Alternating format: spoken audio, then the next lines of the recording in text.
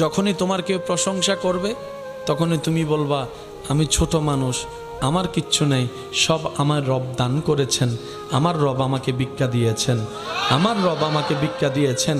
আমি মালিক হওয়ার যোগ্য নই, কিন্তু রব দয়া করে আমাকে মালিকের চেয়ারে বসিয়েছেন, কিন্তু এটা আমার নয়, আমার রবের দান।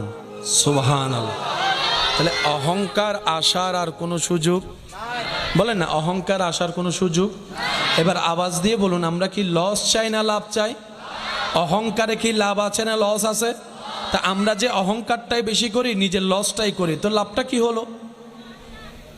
লাভ তো কিছু হয়নি। করলাম, যদি বেনিফিট না পায় তাহলে আমি ব্যবসাটা করে লাভ কি, দোকানটা দিয়ে লাভ কি, পরিশ্রমটা করে লাভ কি? এতটুক বুঝ তো আমাদের আছে। মনে রাখবেন, অহংকার যেই করুক নিচের দিকে যাবেই যাবেই যাবে, শুকরিয়া যেই করুক উপরের দিকে যাবেই যাবেই যাবে।